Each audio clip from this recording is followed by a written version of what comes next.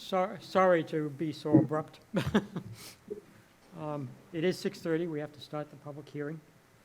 So, as usual, I'll read what's required by open meeting law. Pursuant to Chapter 2 of the Acts of 2023, an act relative to extending certain COVID-19 measures adopted during the state of emergency, signed into law on March 29th, 2023. This forum will be conducted via remote means and in person, so long as members of the public can easily access the proceedings in real time and participate remotely. The meeting or the forum will be broadcast live by PAC TV. It may also be watched when the show is replayed on pactv.org. Members of the public who wish to participate in the forum may do so in one of the following manners. In person at the Great Hall located on the second floor at Plymouth Town Hall, 26 Court Street, Plymouth, Mass. Remotely, you may join the meeting or the forum by using the links that are present on the agendas that have been published. You may also send any comment or questions that pertain to current agenda item to publichealth@plymouth-ma.gov. They'll be read on the air and answered by the Board of Health as practicable. If time doesn't permit answers during the meeting, responses will be sent by email as soon as possible. So for those of you who don't know me yet, most of you probably do, I'm Dr. Barry Potvin. I'm the chair of the Plymouth Board of Health. I've lived in Plymouth for about 6 years now. Previously, I grew up in Methuen, Massachusetts, so I am a native New Englander with roots that go way back into the 1600s. So I'm awfully glad to be here, and I want to welcome everyone to the meeting and to the public forum that we're going to do tonight. Quick point of order, Barry. Yes. I just want to clarify, this is a public forum, not a public hearing. I know it may seem semantic, but there is an important distinction there. Yep. David is correct. If it's a public hearing, it would be a little bit different. Public forums are usually done so that we can share information and gather information about a topic which is likely to come up before the Board of Health in the very near future. So there will be no motions made by Board of Health members. There will be no votes taken. We will spend as much time as we possibly can getting comments from the public. We have some that actually were sent in to us by email, and we'll try to get to those as best as we can. So that's how this meeting will be run. If you're going to make comments, you need to do so if you're in person by going over to the podium. Make sure the microphone is on, and please, when you first start speaking, identify yourself. Remember that this is being broadcast live by PAC TV, and it's also being recorded for later viewing. There's an awful lot of people joining us online, too many to go through, so I can't welcome them all by name, but we have quite a screen full of people that are joining us tonight. For those of you who are joining us remotely, if you wish to speak, what you need to do is down on the bottom of your screen, you should say a little thing that says raise hand. If you click on the raise hand button, an orange hand will light up on the screen, and I'll ask Margaret to try to make a list of those whose names pop up on the screen so we can get to them as best as we possibly can. So the first item of business tonight is actually going to be a pleasant sort of piece of business. Okay. Sorry, I didn't mean to interrupt, but there are some other folks in the audience who are recording, and I think the open meeting law, the guidance from in regards to the open meeting law requires that they identify themselves for the public as well. Could we do that? Yes, please. I didn't realize that anybody was actually doing an audio and video recording. Those of you who are, please identify yourself. Yeah. Just take like the snapshot of the screen. Does that count? No, that doesn't count. It's just for audio and video. Could you come up to the podium, please? Sure. I don't know if he's looking. For those of you who don't know, David is our resident parliamentarian. Everything runs exactly as it's supposed to in our Board of Health meetings. Please go ahead. I'm Jeanette Barnes. I'm a news reporter for WCAI Public Radio, which is based in Woods Hole. Covers the Cape Coast and Islands. This is my microphone here, so I will be doing audio recording, taking some pictures, possibly short video clips, but not necessarily. I'm not sure, but that's, our primary thing is the audio. Okay, thank you. I'm David Cedrone with WBZ Radio and WATD Radio, and I'm probably just going to interview people after. Okay, thank you. And we have someone from Plymouth Independent here, I know. Yeah, but are you going to be recording the meeting or just stills? Okay, that should be fine. Is there anyone joining us remotely that is in the process of recording the meeting? Obviously, PAC TV is recording the meeting, but we know that already. If there is anybody recording the meeting, joining us remotely, please raise your hand so we know who you are and what your affiliation is. See none, do you? I don't see anyone, Barry. Okay. So, now, don't have to apologize. I appreciate your role as our parliamentarian. So the first item of business is actually to introduce Dylan Fernandez, who is here this evening. Dylan, if you would go to the microphone, introduce yourself, and make any brief comments you wish to. Great, thank you. I'm Dylan Fernandez, pleasure to be with you. I'm the state representative on the Cape, and this has long been an issue that's been important to me in my 7 years in the legislature and now running for state senate in the Plymouth and Barnstable district, so this is an issue that's going to be front and center.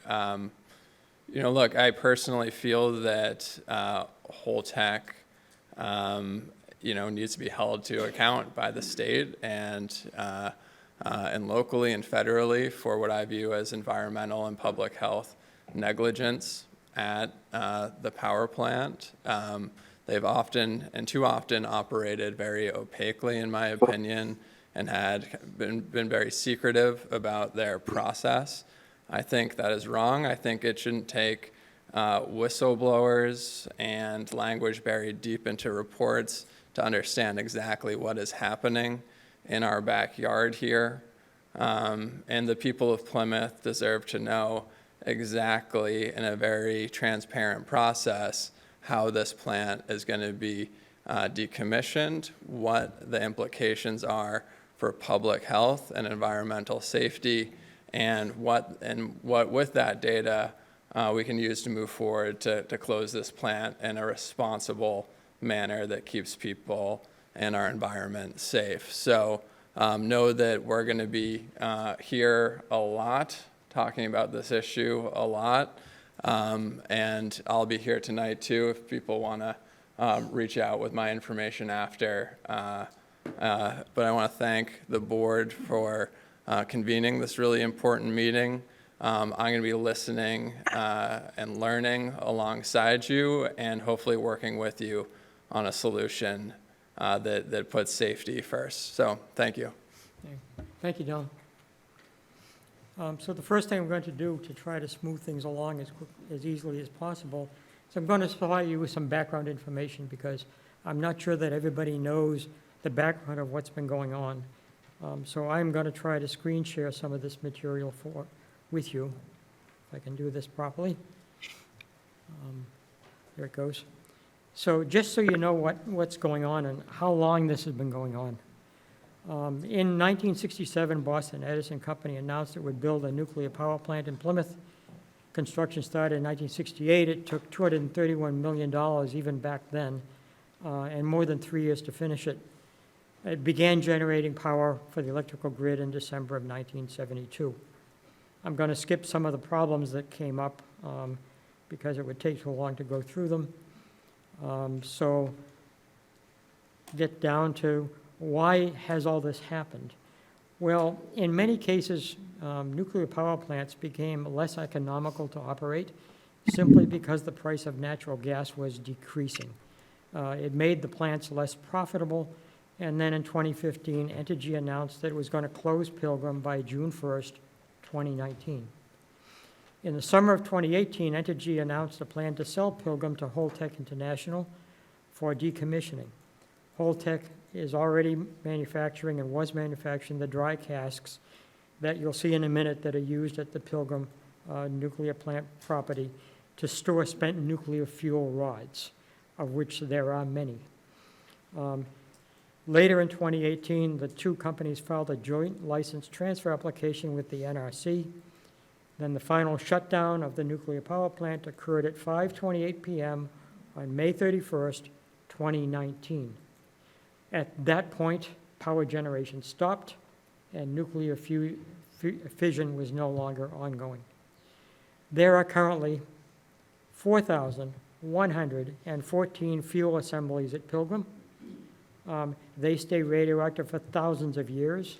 There is nowhere else to put them because the federal government does not have a licensed disposal facility for them. They're going to stay in Plymouth indefinitely. They're currently stored in 62 dry casks located right along, not far from Rocky Hill Road. Then approximately 1.1 million gallons of radioactive water have to be removed in order to complete the dismantling of the reactor. This water is contained in the spent fuel pool and a couple of other locations, including the nuclear reactor building itself. Except for tritium, it's possible to remove most but not all of the other radionuclides, such as cesium-137, cobalt-60, iodine-129 and 131, manganese-54, plutonium-238 and 239, radon-222, strontium-90, and zinc-65. There's more than that. There is a huge number of radioactive nuclides that are made in nuclear reactors during the process of fission. Some of those are fairly long-lived. The half-lives of the isotopes of these vary from 4 days, which is not that much, obviously, to 15.7 million years, which is going to last for us at least forever. I did asterisk some of them because those are the ones that have half-lives exceeding 10 years. What is half-life? Half-life means that in one half-life, half of the radioactivity of one of these radionuclides actually is gone. So in one half-life, half is gone. In two half-lives, it's down to a quarter, and 3/4 is gone, and it goes on and on like that. So there are 4 ways to get rid of all this radioactive wastewater, and they are all approved apparently for use according to the NRC. First one is after treatment to remove most but not all the radionuclides, the water could be discharged into Cape Cod Bay. A lot of people sitting here tonight and joining us online, I'm sure, have been involved in the battle about this. What happened, obviously, was that the state DEP eventually said that they would not approve an amendment to the permit by Holtec to allow them to put the water into Cape Cod Bay, but it was a tentative decision, and it still, as far as I know, has not been finalized.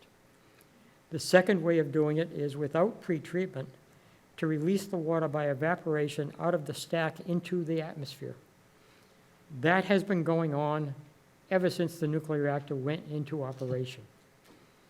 So this goes back a long, long ways. We thought that maybe this would end when decommissioning was in progress and the nuclear reactor was being decommissioned, but in fact, there is still water being evaporated into our air, and it's coming from that nuclear power plant. A third way is to store the water on site for at least 60 to 120 years. Why? Because that's about 5 to 10 half-lives of tritium. Tritium is the one and only radionuclide that cannot be removed by this filtration method. Another way is to ship the water to an off-site waste processing facility that possesses the necessary systems and expertise to safely process Pilgrim's contaminated water volume. This was the procedure followed in the case of the Yankee nuclear reactor in Vermont. Holtec has calculated the cost of trucking the wastewater off-site to a disposal facility, which I believe is located in Texas. The method preferred by the public and most officials, according to Holtec, would be about $20 million. On July 24th, 2023, Mass DEP did issue a tentative denial of the permit for Holtec to release more than 1 million gallons of wastewater into Cape Cod Bay. On February of 2023, Holtec installed submersible heaters in the wastewater-filled reactor cavity and used them for at least 3 months until June to raise the water temperature to 90 degrees. This greatly enhances the evaporation rate from about 100,000 gallons over the course of a year to something more like 200,000 gallons. So it doubles it simply by raising the temperature. Those of you who have ever dealt with water being heated know that. It's known that human exposure to radioactive tritium would be higher from evaporation than from discharging the water into the bay, and Holtec does admit this. We're getting feedback from somewhere. Yeah, some people just don't have their mics muted.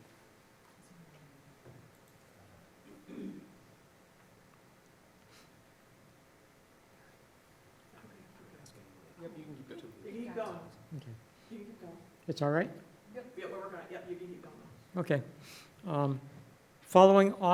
Following on August 18th, 2023, a whistleblower report came out. But prior to that, both the NRC and Holtec had already been in discussions, and they then confirmed the presence of these heaters, which were in use for several months, probably during March through May of 2023, but were secured in June. So during the summer months of June, July, and August at least, those heaters weren't operating. In fact, they weren't re-energized until November 22nd.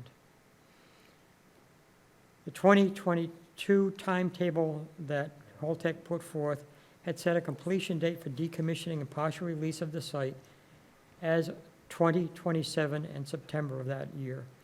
Several months ago, the date was extended by 4 years to September 2031.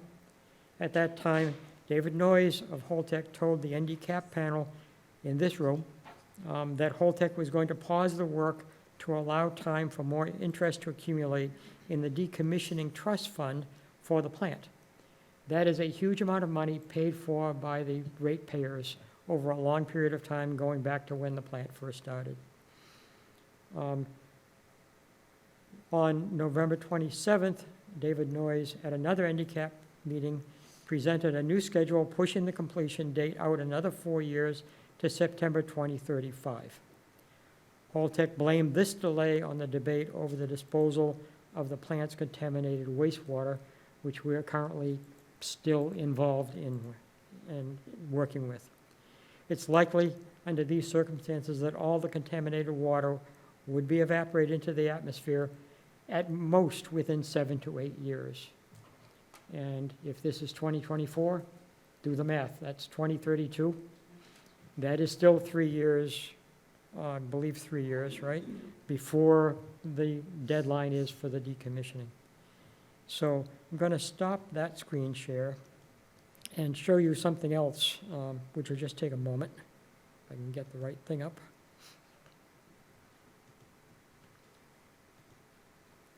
So here is,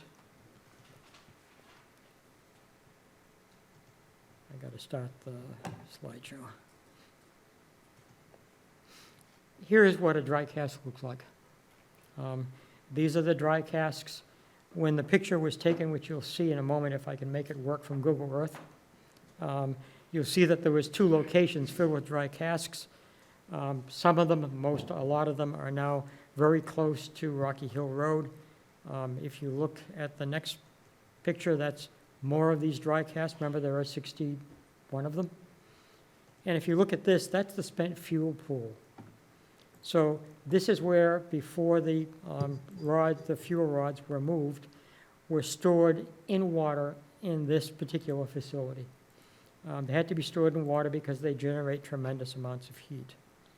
So stop that screen share, and I'm going to see if I can really pull off a miracle and attempt to show you what we're talking about. This thing is. Here we go. It actually worked.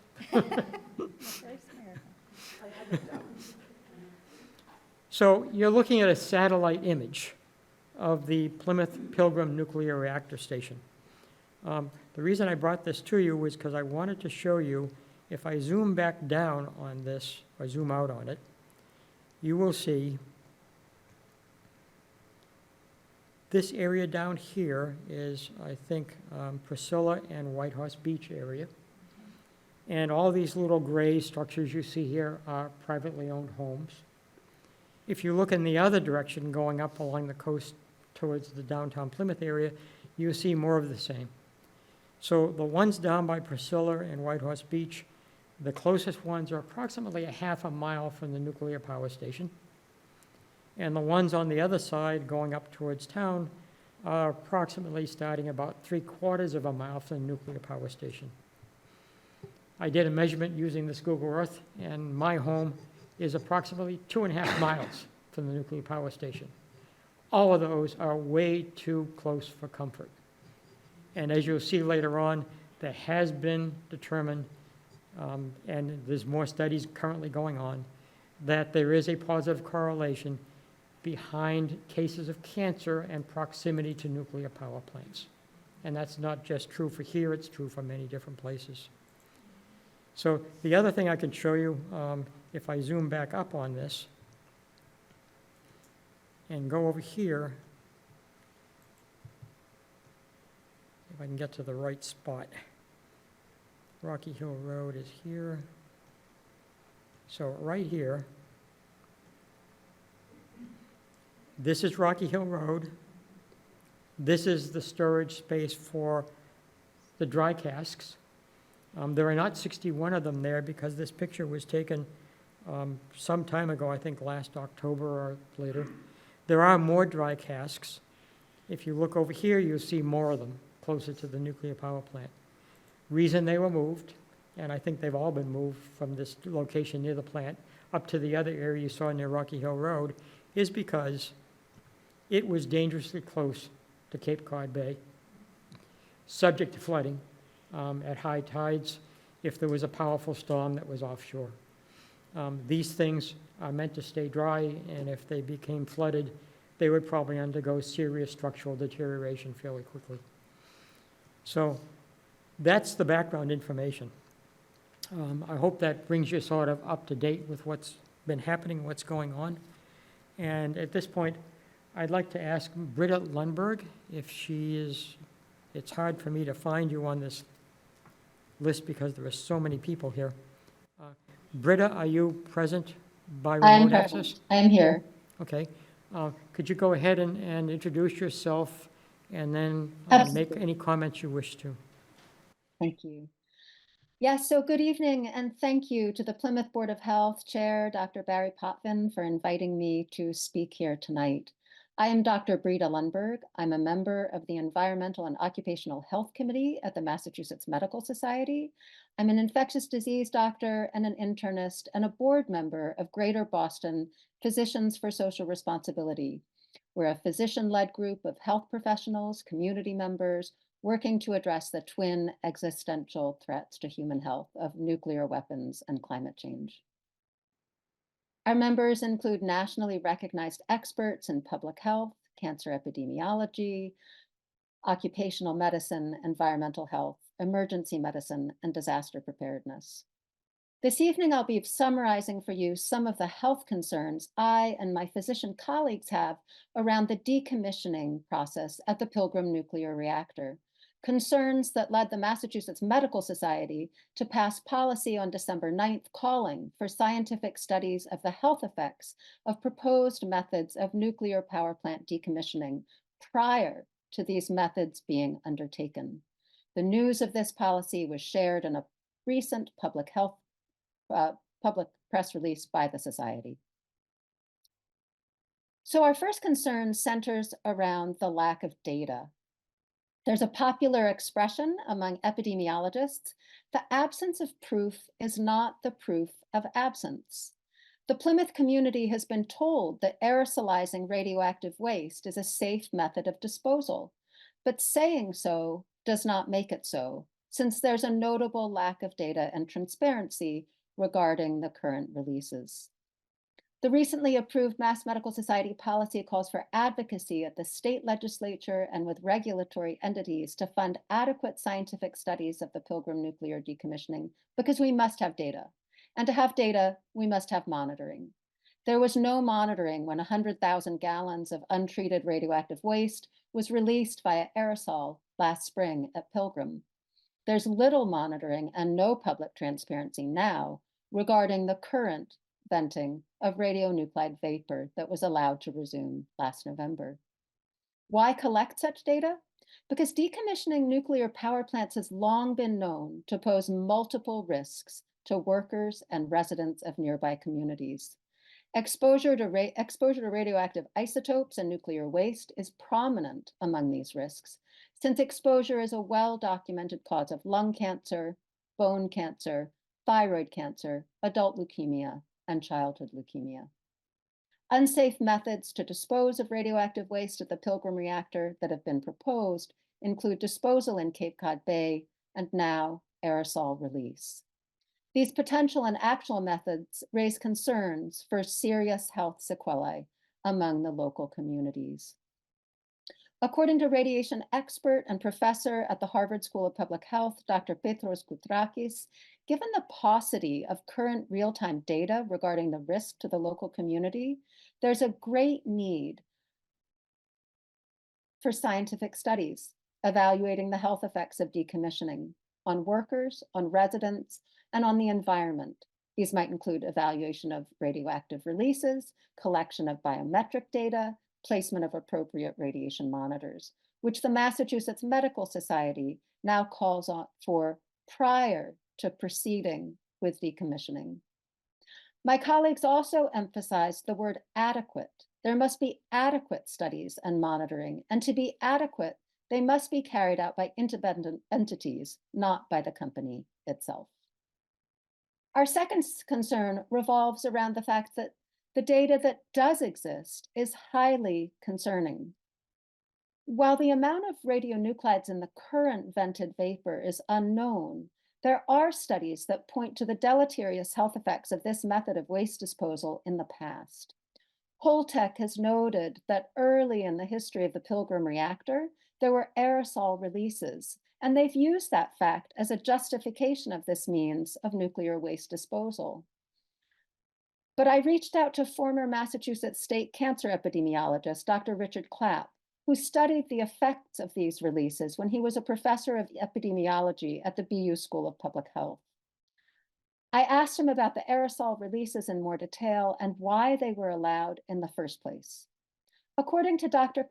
Clapp, quote, "My understanding of the Pilgrim releases in 1974 and 76 was that it was due to bad cladding of the fuel rods, so radioactive steam was permitted to be released out of the reactor building stack. Otherwise, the plant would have been unable to continue operating." He continues, "The cancer footprint from this practice started showing up in the early to mid 1980s in towns including Plymouth and neighboring towns. Because so many Plymouth workers had exceeded their annual allowed radiation dose, the plant was shut down for extended maintenance at one point in the 1980s. The news coverage of this practice at the time, he said, indicated that Pilgrim had overexposed more workers than any other nuclear plant during the same time period. Dr. Clapp's peer-reviewed case control study carried out in those years showed increased infant mortality, thyroid cancer, and leukemia was 75% more frequent in the 1982 to 84 period in that community, an effect that was attributable, he says, to the presence of the nuclear plant and especially to those unfiltered releases. Our third concern, nuclear power plant decommissioning is hazardous and it must be undertaken with the highest level of protection. I can't emphasize enough how concerned my physician colleagues are about the safe disposal of radioactive materials involved here. Massachusetts Medical Society member, pediatrician, and public health expert Dr. Alan Wolf shared with me, quote, "Decommissioning a nuclear facility is inherently a hazardous undertaking. It should be carried out in strict compliance with regulations, ensuring a standardized operating procedure. The protection and safety of the facility's personnel and people in nearby communities are, of course, the highest priority, in addition to the protection of the environment, land, air, and water from contamination of any sort. Aerosol dispersion of radioactive waste is not a safe mechanism of disposal. While venting from a nuclear reactor would not lead to the same degree of dispersion as a nuclear test, there have been extensive studies in the US of the venting of radioactive particles from nuclear reactors to judge their dispersal in the environment. So revisiting those studies could help elucidate exactly how these radionuclides from this current release have been dispersed in these and around these communities. Our next concern was that the health effects occur at all levels of exposure, and children and pregnant women are at most risk. According to public health expert and pediatrician Dr. Philip Landrigan at Boston College, another vulnerable population, in addition to workers and local community members, is children. Children are uniquely at risk from exposure to radiation. He notes that while high-dose exposure to these materials are the most highly carcinogenic or cancer-causing, any exposure to radiation carries measurable risk of cancer. In utero exposure and exposure to young children are especially damaging, even at very low doses of radiation. Like other environmental pollutants, like the air pollutant PM2.5, heavy metals like lead, and volatile organic compound benzene, there's no threshold for the negative health effects of radiation. The scientific consensus is that every additional exposure to radiation adds to the total risk for genetic damage and thus for cancers like leukemia. Increased radiation necessarily implies increased incidence of these diseases in exposed populations.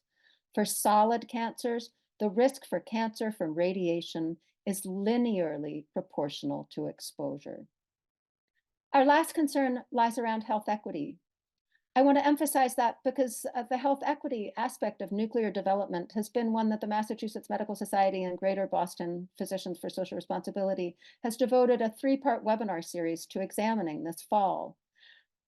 We reported that we heard from speakers who shared that not only was 90% of the uranium used in the US mined on indigenous lands, but much of it is disposed of there and in other low-income communities. This is not just harmful to health, but is deeply unjust.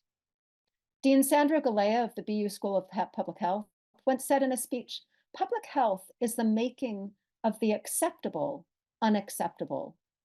We have a long history in this country of making irresponsible disposal of nuclear waste acceptable. For this reason, MMS is also advocating at the national level by encouraging AMA to advocate for strict limitations of aerosol, soil, and water radionuclide releases in the decommissioning of US nuclear power plants in order to protect health, and particularly the health of local vulnerable populations.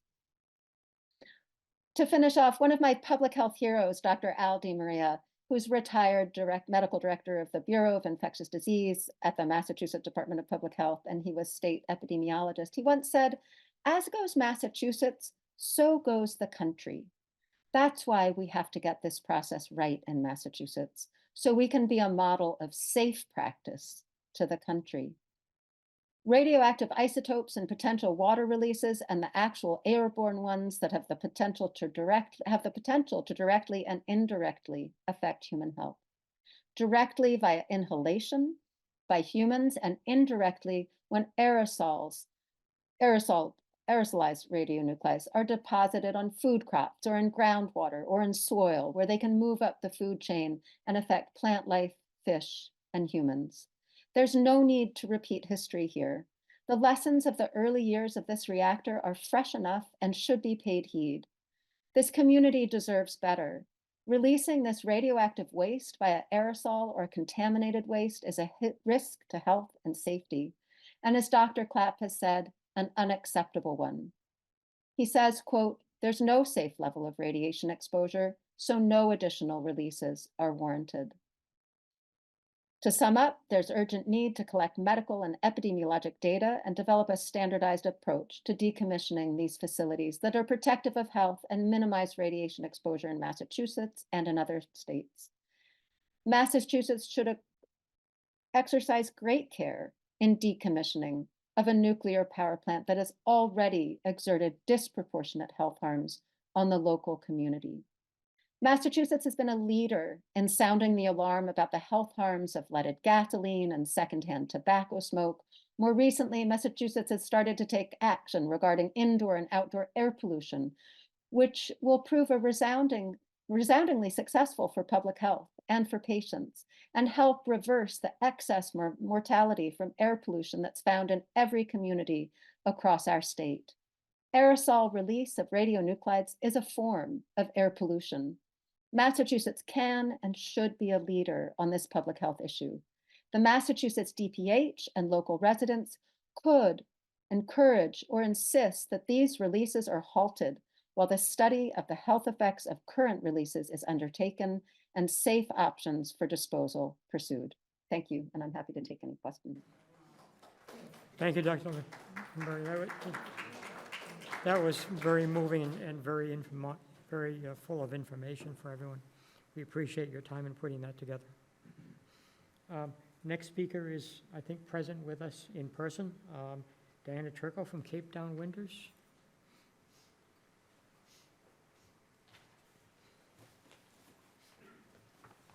Hi, thank you, Dr. Lundberg. That was such a powerful presentation, and it's a lot of information that we've known. My name is Diane Turco, and I'm director of Cape Town Winters. And I just start with a personal story. In 1987, I came to Plymouth. I live on Cape Cod in Harwich. I came to Plymouth with a friend who was working to shut the Pilgrim plant down. And this was during the shutdown that Dr. Lundberg talked about. And we went to a meeting, and it was a room full of young women, mothers, and one woman announced to the group that she was leaving. Her family was moving to Maine. She said, "It's not fair, and it shouldn't be that there are 4 children in my daughter's classroom that has leukemia." They moved out of town. And that's what kicked me to be here today. And it's still going on, and it's got to stop. But thank you for the opportunity to speak tonight and to the Mass Medical Society and Dr. Lundberg and for advocating for public health. And thank you, Dr. Potvin and the board here for your ongoing efforts to educate the public and protect the people of Plymouth and beyond. To begin, at the September Nuclear Decommissioning Citizens Advisory Panel, Nuclear Regulatory Commission Representative Bruce Watson was asked if there was a safe dose level of radionuclides for children. His response was yes. That pretty much sums up that the federal regulator, the Nuclear Regulatory Commission, has abdicated its mandate to protect the people and the public. So we look to the state to hold Holtec accountable. So where are we now? When Holtec purchased Pilgrim in 2019, they bought the building, the land, and got $1.2 billion decommissioning trust fund that is ratepayer monies from the surcharge when the industry was regulated in the 1990s. Holtec will keep the remainder of the funds after decommissioning is complete, which means cheap and fast makes the big bucks. During demolition, Holtec needs the contaminated water to shield workers as they take the radioactive components apart. And then they have to dispose of that, even more contaminated water, before they take the building down. In late 2021, Holtec announced their plan to dispose of the water by dumping over 1 million gallons into Cape Cod Bay. For the next year, in spite of the huge public protest and intervention by the Environmental Protection Agency and the Massachusetts Department of Environmental Protection that a new permit was needed, with typical hubris, Holtec insisted they could dump. It wasn't until December 2022, when the EPA threatened jail time, did Holtec acknowledge that they needed to apply for that new permit. That would take Holtec time, and an appeal of a denial would take time and money. So while our attention was on the permit issue and the tentative denial by the DEP, Holtec began gaming the system and exploiting loopholes by forcing evaporation of the wastewater under the guise of heating the ambient air with radioactive water for worker comfort and drying equipment. That is patently absurd. Holtec will profit before public health and safety and the truth. Now forced evaporation is the plan because dumping has been halted. In August of 2023, a whistleblower letter revealed unmitigated risk to workers and the public from tritiated emissions and the false cover story Holtec used for installing immersion heaters in March. Actually, Holtec even reported to WCAI radio that the heaters were installed in December 2022, but the heaters were installed in March of 2023 and ran through June. Why would Holtec have to heat the building in May and June? And why make up the earlier installation date? December would have been a more believable time for heaters. Excuse me. Yep, it's stuck. Okay. Excuse me. Okay. And aerated air emissions for worker comfort? What? Did Holtec come up with a new energy source? Aerated water? Aerated water? Patently absurd. In addition, 200,000 gallons are gone from between April and September. That's a lot of water to evaporate, and at that rate, the water would be gone in a few years. There's no need to dump. Because Holtec signed a settlement agreement with the state, and the company is obligated to abide by state laws, DEP sent a letter in September to Holtec stating, if there was a chance to facilitate evaporation of the water that could emit regulated air pollutants like radionuclides, and they are, Holtec needed to contact them to discuss the state permitting process and requirements. In November, Holtec resumed discharge by heating the spent fuel pool water. And as of today now, Holtec is stuck to the worker comfort nonsense and has not contacted Mass DEP. With no oversight, why would health and safety regulations be followed? So according to the National Council on Radiation Protection, radioactive air emissions are 300 times more dangerous than surface water discharge. And today in real time, Holtec is discharging untreated, unfiltered, and unmonitored radioactive wastewater emissions into our air with impunity. And I go back to the 1987 time. It's still happening today. In closing, Holtec's actions sets a dangerous precedent for hearing communities across the United States. We have an intergenerational responsibility to keep our communities safe. There is no safe of radionuclides, and thus, there should be no level of deliberate release to the environment. Forced evaporation must stop now. For Massachusetts to protect its citizens, we call on Governor Healy to immediately implement state laws to prohibit Holtec from discharging the contaminated chemical and radioactive industrial wastewater by forced evaporation that threatens the health of our communities and the environment. So thank you to the Mass Medical Society for your efforts, and thank you, Dr. Lundberg and Dr. Poffin and the board here for keeping our community informed and engaged. This has to stop today. Thank you.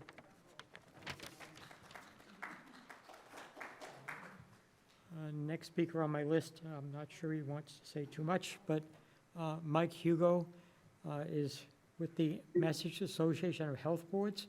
We obviously interact with Mike a great deal, and he's been an invaluable assistant to us in advising us about how to pursue a variety of different topics. Mike? Thank you very much, Dr. Potvin. I don't have very much I want to add tonight. I do want to just say that I'm here this evening with our Executive Director and Chief Legal Counsel, Cheryl Sabara. And we have been working with your Board of Health now. For those who don't know us, we've been working with your Board of Health, well, forever, but on this issue for at least, I think, going on over a year at this point that Barry got us involved in watching what's been going on with NDCAP. We're following it very closely, and we're here actually to work as a technical assistance provider, as we do for all 351 boards of health in Massachusetts. But we're spending a lot of attention and a lot of time on this issue, and we'll be alongside you as a technical assistance provider and your partner in assuring public health for the people who live in any of the area that may be affected by this. I don't think I can state strongly enough on behalf of Cheryl and myself how deeply committed we are to this issue. Thank you, Barry. Next speaker on the list is Mary Lampert from Pilgrim Watch. She's present in person, so if you go to the podium.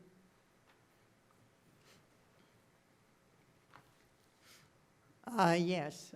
Is this on? Yes. Mary Lampert from Pilgrim Watch, also a member, but I'm not speaking, for NDCAP and the Duxbury Nuclear Advisory Committee. What is important, and will hope my husband, a lawyer, will speak to the issue of what authority, in actuality, does the state have. We all know what we have: evaporation, dumping into the bay. None of those are acceptable from a public health or environmental perspective. But absent authority, what can the state do? What can the medical associations do? I think that is key to look at. Also, what is key is to have data. Two types of data initially. One would be monitoring data to determine what is being released. Second is meteorological data to understand where the emissions are going. And in particular for the communities that you pointed out, Priscilla Beach, et cetera, it's most important to have the meteorological data in the warmer weather, because we know over 60% of the time the winds are blowing offshore. However, when the land heats up, starting, let's say, in late May, June, through the early fall, you have the sea breeze effect, which means that the air that has gone out to sea in the morning, and if anyone sails, they know this, in the afternoon, it comes back to the shore, and we know there's a swing from South Plymouth up to Situate. That was established by Mass Department of Public Health in the Southeastern Massachusetts Health Study. That is why they looked at leukemia from the southern section of Plymouth up to Situate. So therefore, during the evaporation, we would expect the biggest land hit to the communities close to the reactor and actually moving up the coast to be in the warmer weather. But it's important to get this meteorological data, and I think a request should, and I've made the request, but others should make the request to Mass Department of Public Health that they have meteorological data in Duxbury, because the town of Duxbury paid for its own radiation detector. And I believe there is also meteorological data in downtown Plymouth on Mass Department of Public Health's monitor and in Old Colony. But you need data on the monitors on Rocky Hill Road that Mass Department of Public Health has. They have 14. There should be an assessment of whether those monitors are actually in the best location. I think personally they're spaced too close, that you should get a wider spread. So the monitoring data, I think we should also ask DPH to compare what their weekly monitors are showing in comparison to what the licensees' vent monitors are showing, to see whether there is any discrepancy or not. So I would start with Mass Department of Public Health, and then I certainly appreciate the independent monitoring, which would be similar to what is being done by citizens up at, for Seabrook emissions in Newburyport. There's a C10 Research and Education Foundation that has an extensive citizen-based monitoring network. So that would be a group to look at for any ideas for independent monitoring here.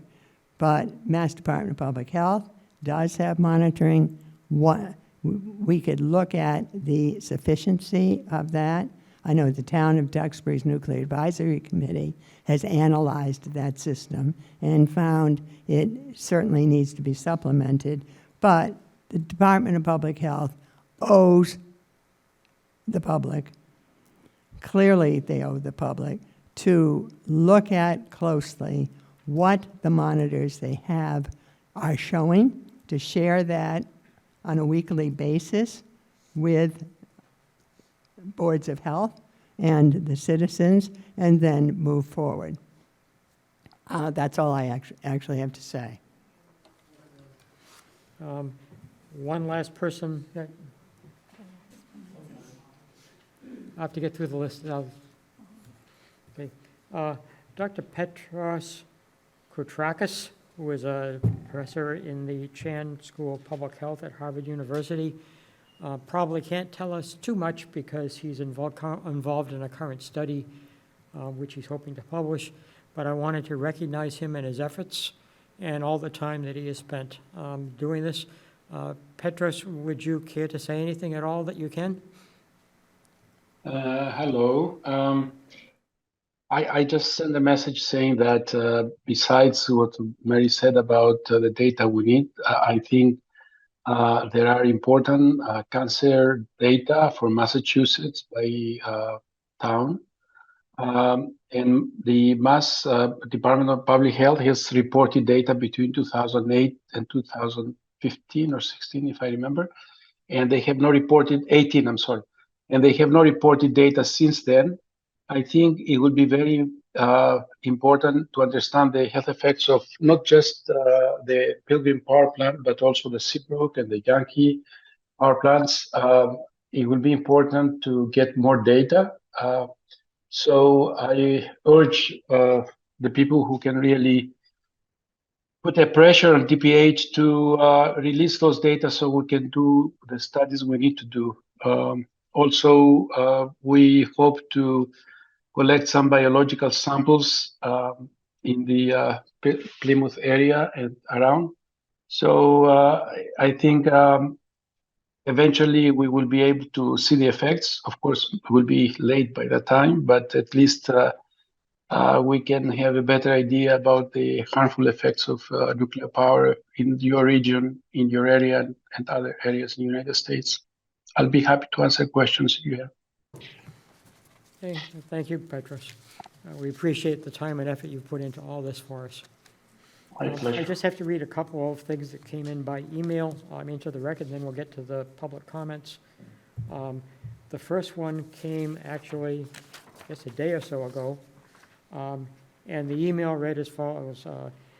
The individual who wrote it, who I will not reveal the name of, is a 12-year-old boy who attends some of the NDCAP meetings, and he stated, "I'm really concerned about what is in the air that I am breathing, since I live in the neighborhood next to the power plant, and I'm worried that the contaminated evaporated water in the air could make me sick or die.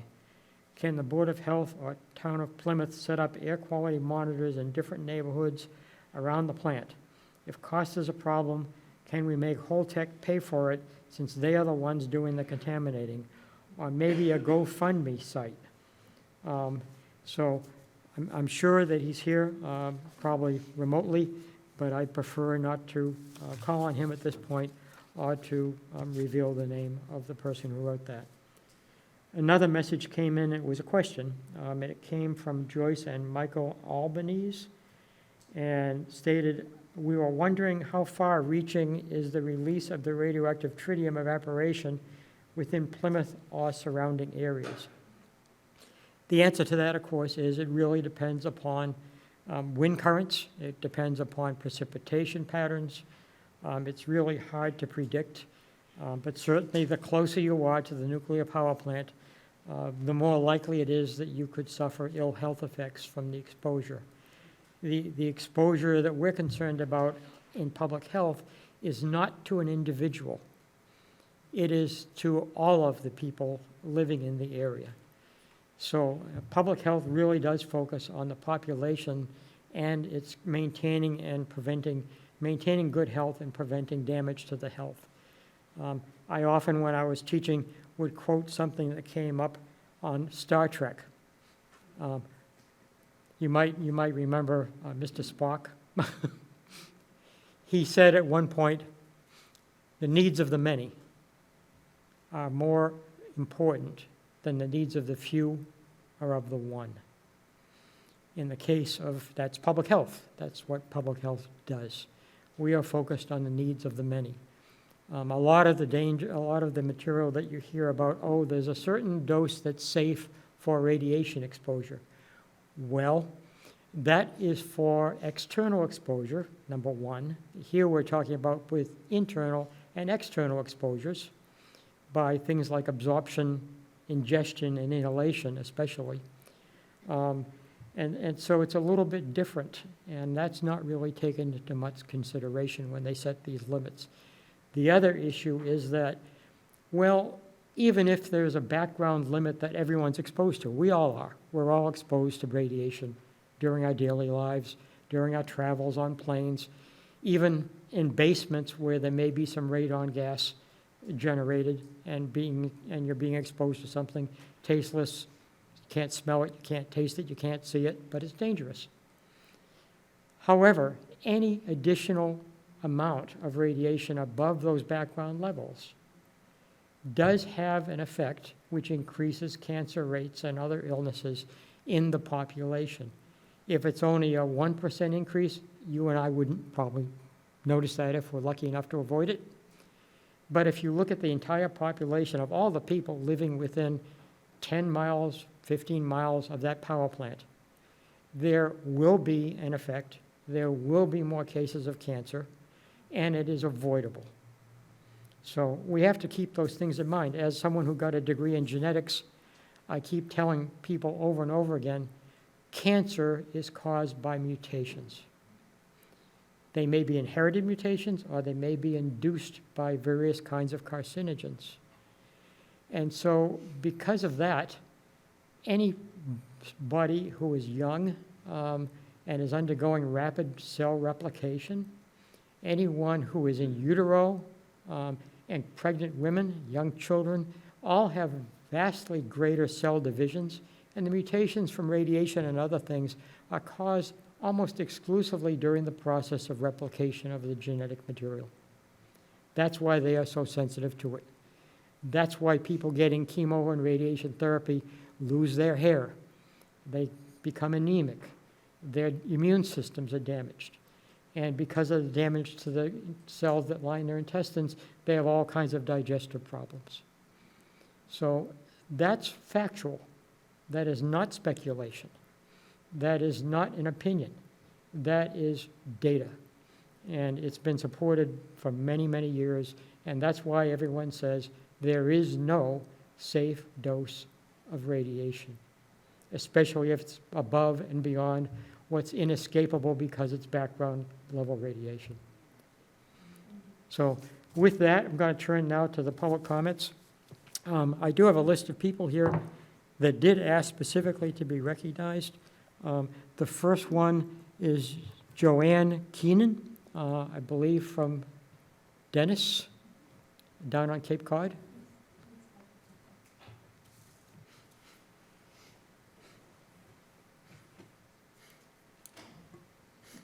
Good evening. I'm Joanne Wilson Keenan, and as Dr. Potvin just said, I am one of the many. I don't live in Plymouth, but my husband and I were extremely concerned because we live almost directly on Cape Cod Bay in East Dennis. And tonight I'm going to say something that's been on my mind for over a year, and I think this is the night to say it. A statement from Senator Edward Markey following his subcommittee meeting in Plymouth in May of 2022 has sustained my resolve as a private citizen to oppose Holtec's dumping of irradiated water into Cape Cod Bay or to release it into the air. Markey's statement reads, "The families and businesses in communities with decommissioning nuclear power plants do not all claim to be nuclear experts, but they do have honest and legitimate concerns about how a decommissioning nuclear power plant affects their health and safety, livelihoods, and the local economy. And it is well past time that the NRC and the nuclear industry take their input seriously. The people closest to the problems must be the people closest to the solutions." During Senator Markey's hearing, however, Krishna Singh, president of Holtec, said that irradiated water, once treated, would no longer be contaminated according to any existing standards.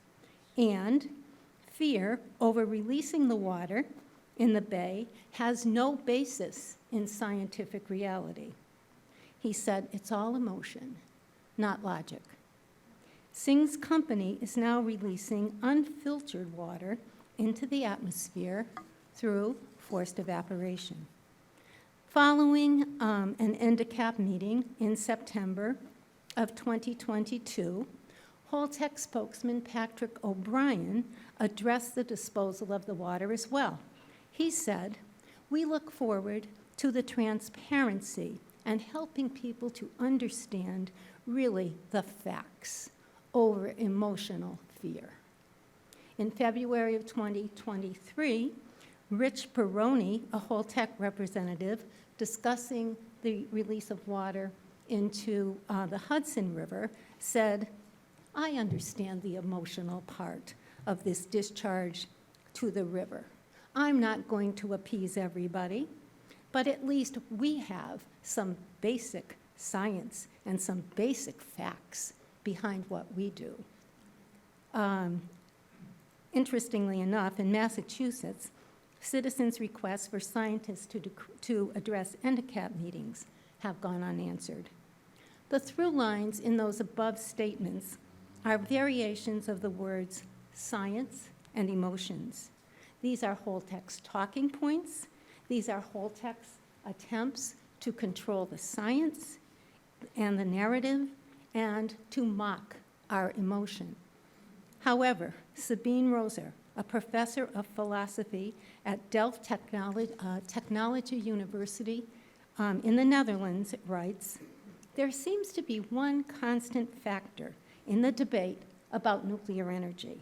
Proponents call opponents badly informed, emotional, and irrational."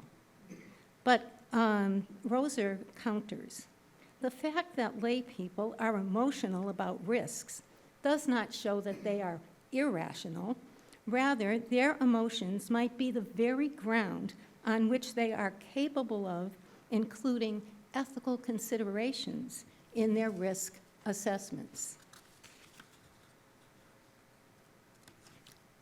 There we go. Writer Linda Petna Gunter tells us that when called emotional, Dr. Helen Caldicott, one of the founders of Physicians for Social Responsibility and a nominee for the Nobel Peace Prize, says, "Damn right." Gunter points out, what can be more emotional than trying to stop a technology with the power to kill babies and children? If you are not emotional about this subject, what does that say about you as a human being? Personally, I fear, first emotion, Holtec's proposed dumping and current evaporation will result in devastating harm to our health. Secondly, I feel deeply sad that countless future generations might never experience the exquisite beauty of the natural environment that we have here. I feel anger that a greedy corporation dismisses our emotions and our input. Tonight, as citizens closest to the problem, we have learned that Dr. Lundberg and other scientists are proposing to address Holtec's threats.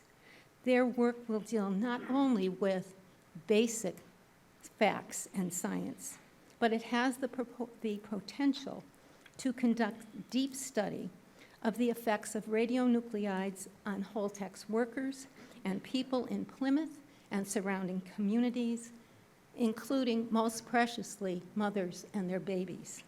The doctor's willingness to engage in this struggle with us is indeed a harbinger of hope and another emotion, joy. Thank you. Thank you, Joanne. Before we start off with more public comments, since we only have about 25 minutes left, I'd appreciate it if anyone who wishes to speak would try to keep their comments brief and certainly no more than 3 minutes so that more people get a chance to speak. And to be fair, I must first ask the now 44 people who have joined us remotely via Zoom, if anyone who is joining us remotely who has an opposing view to what you've been hearing for the last hour would care to address the meeting. If you do, just please raise your electronic hand so that we know who it is and we can call on you. Give it a minute and see if anyone does. No? No one yet. Okay. In that case, I know that James Lampert wishes to have time to speak. Anyone else in the audience who wishes to speak, just identify yourself. I'll try to call on you one at a time. And again, the only way I can tell who wants to speak from remotely accessing the meeting among 44 people, you'll have to raise your little electronic hand so that we can keep track of it. Thank you. Go ahead. Thank you. I'm Jim Lampert. As you can tell, my wife here of 50 years and we're both members of NDCAP. We're both members of the Nuclear Advisory Committee in Duxbury. We are both been working in this area for some period of time. For about 6 weeks now, and I should say thanks to my wife, I find that I am now the chair of NDCAP. What I would like to do in that position is invite everyone here to come to, or at least listen to, the recordings of our every other month meetings. They go about 2 hours. The goal, frankly, of the next meeting, which will be the last Monday of January, will be to try to extract and get some facts, some data, some information about these options for disposing of this water. How much has actually been evaporated? How much will they actually ship or have to ship 6 or 8 years from now? How long can you possibly store it on site if you have to demolish most of the buildings on site? NDCAP needs a lot of information, and we need the participation of both panel members and of the public to make sure that the public and the legislature and the governor and the committees of divisions of public health, et cetera, get that information. My wife raised the point, and I think it's an important one to remember, of authority.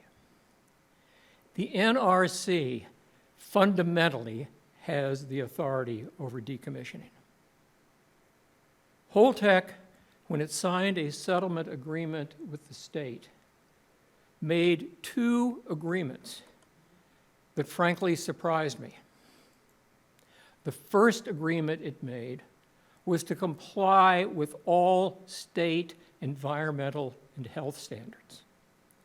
I don't know anywhere else in the country where that agreement has been made by a licensee. That agreement is the reason that DEP had the authority under state law to tell Holtec they don't get a license.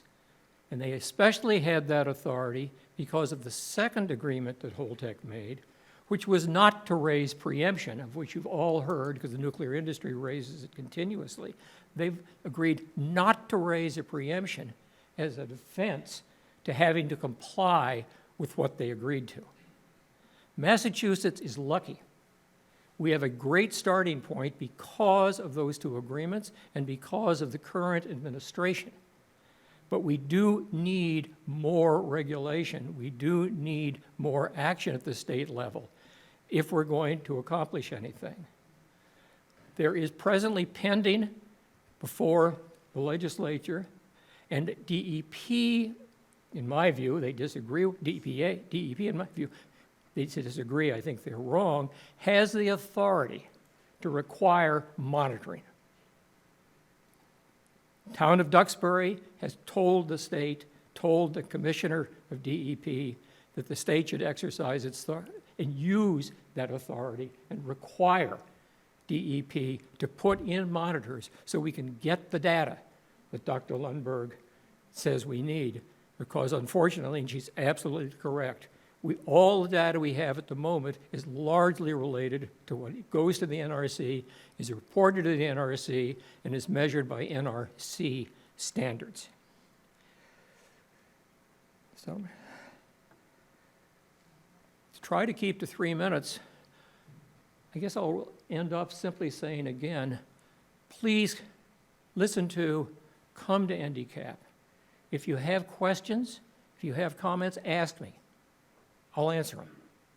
I'm not going to guarantee that everyone is going to like my answers, but I will get back to you, and I will try to give you the answers. Thank you. Yes?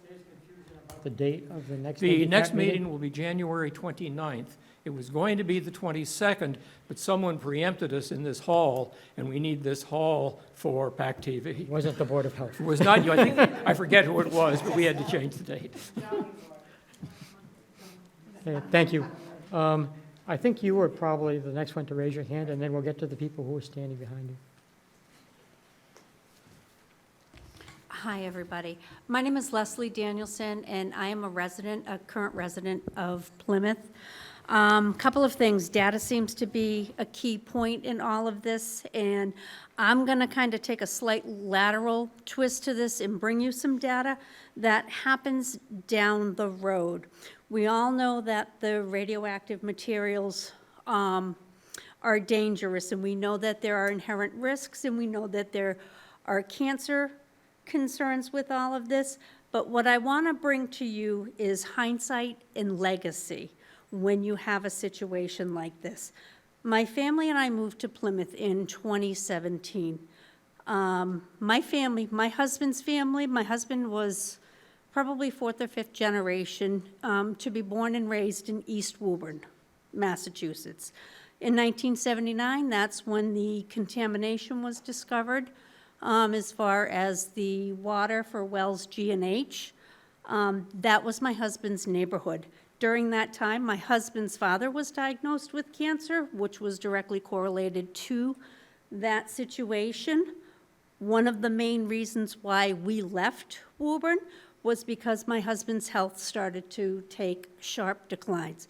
My husband right now is medically not great. It's been suggested that he needs a liver and a kidney transplant, and they suspect exposure to heavy metals as a part of the cause.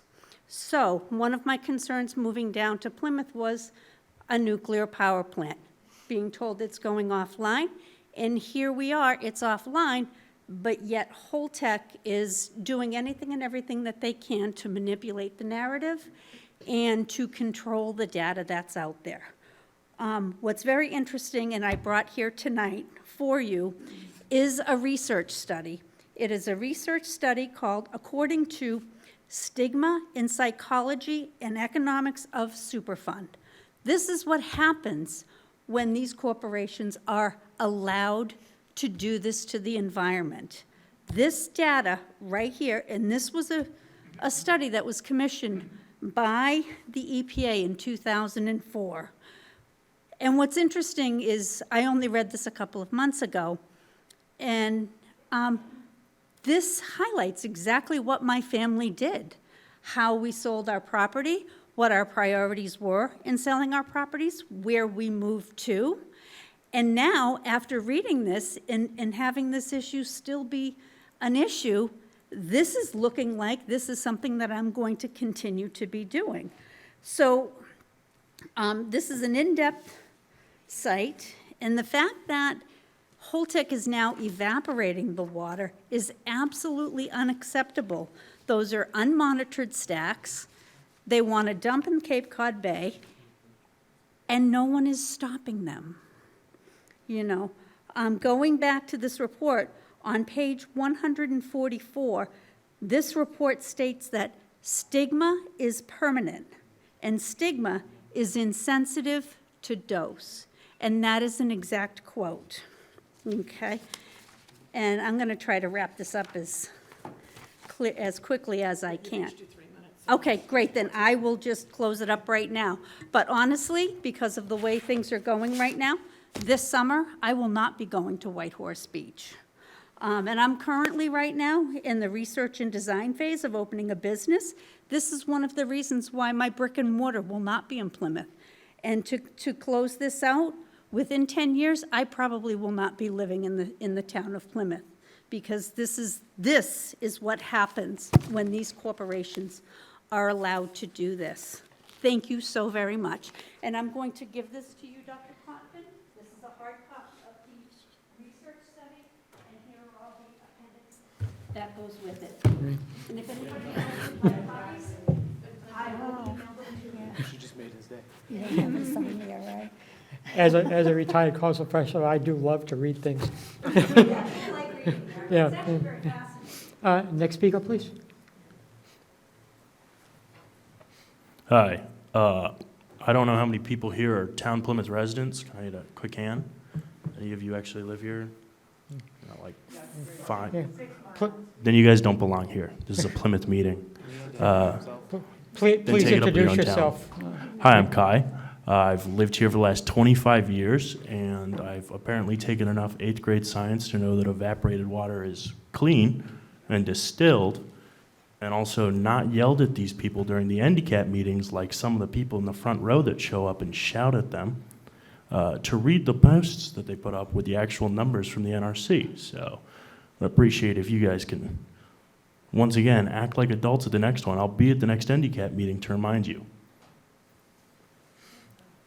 Thank you for your comments. Next speaker, please.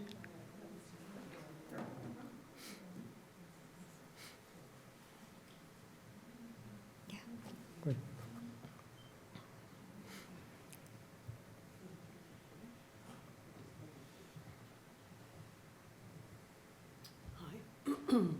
I'm Joanne Corrigan. I live at Quaker Road on one of those little squiggles on the map.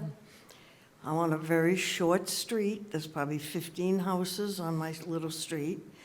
And I don't have cancer registry data. I'm not even sure how accurate that would be over here at the hospital since it's a seasonal neighborhood. But just on my street with about 15 houses, we've had a couple cases of testicular cancer, a few cases of breast cancer, lung cancer. That's just the ones that I know of. So I don't know what's happening at the plant, but they will never, ever put our health before their profits, ever. And when Holtec had the expert, the tritium expert that came from California, because they couldn't find a scientist in all of Boston, MIT, Northeastern, Harvard, to say how wonderful tritium is. They cannot change the laws of physics. And any amount of radiation is harmful to live, healthy cells. And if it takes threatening them with jail, I'm all for that. I mean, let's face it, we just had the anniversary of the Boston Tea Party. Let's put Massachusetts ahead of the game, like for the revolution. All the malcontents up in Boston started the whole thing. And that would be a real feather in Massachusetts' cap, to jail people, no matter who they are, for polluting our air, our water, our environment, causing cancer, causing a collapse of our marine life. And I don't understand why we don't have independent monitoring in that neighborhood especially. I don't know what it's gonna take. I don't know what the costs are, why the town can't do it now and then go after Holtec or the state to be reimbursed. I don't have any of that information, but it'd be nice for somebody to get that to us. Thank you. Okay, thank you. Again, I'm looking at all the now 38 remote participants. I see no electronic hands. Margaret, there's nobody that wants to speak? Finally, we'll tell you. Okay. Is there anyone else in the audience that wishes to speak? Okay. Seeing none, I want to thank everyone for coming tonight. I hope you learned some things that you didn't know before. And be assured that your Board of Health here in Plymouth will do everything we possibly can to protect health and to prevent illness and death. Thank you. The public hearing, the public forum is hereby adjourned.